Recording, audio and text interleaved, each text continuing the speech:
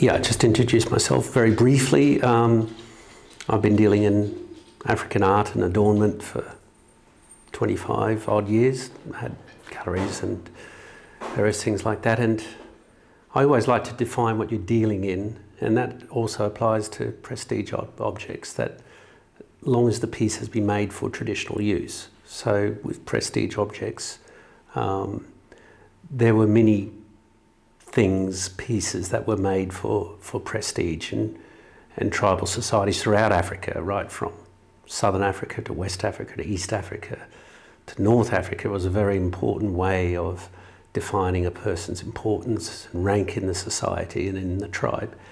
And then if you break that down, all sorts of different tribal groupings would have a different way of expressing themselves, depending on what was available, what they could get, I suppose, to make something. And it could be the variety could start from the nomadic cultures in East Africa, which a man of status would symbolise his rank by carrying a staff or a club or a shield or a headrest down that line.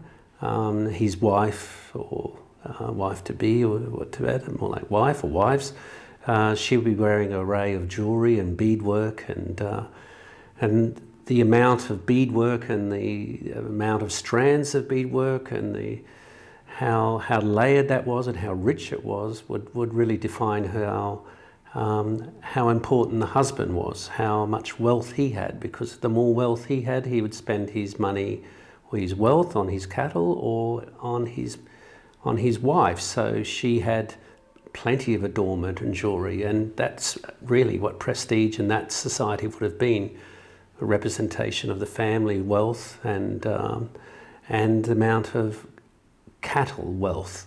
So those two items, because they didn't have cars, they didn't have big houses, they didn't have anything else like in our society, traditionally, normally. So each one could then be broken down, I suppose, but it's very, very simplistic to say that. But then you can have other cultures. So what I have was what I was going to talk about, was probably one of the most important pieces of prestige adornment in the Congo that came out into the Democratic Republic of the Congo, and it was a belt adornment that comes from the Kuba culture. You can see it here. Now, a belt like this is extremely rare. And it's a girdle or a belt, and how it is worn. It comes from the Kuba culture in the Congo. It would have been dating back to, I would say, late 19th, early 20th century. They're extremely rare. I've only had two in my 25 odd years of dealing, so they're very hard to find. They are a representation of wealth and importance. The king would wear a belt like this on the outside of the wrappings that he would be wearing. So he would be adorned with all this cloth, this type of raffia cloth that's wrapped around him. And then this type of belt would then be fastened on the outside and worn as a display. And so it's like if he was wearing a crown, this is the representation of his wealth. What makes this one, in my eyes, even more special is that actually the size of the adornments that connects, which are actually very large.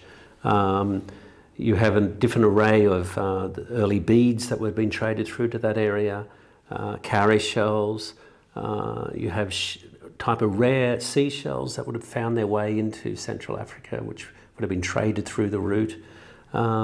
Charms that would have been empowered by the witch doctor to give the king more importance and power and strength, and they would have been wrapped up in some of these type of adornments, or not necessarily fetishes, but they were some sort of thing to give him more power and importance. So the Kuba had a very had a system of kingship. So they were one of the larger kingdoms as such in the Congo in centuries going back. And right up, of course, at the very, very top would have been the king, and he would have worn an adornment just like this.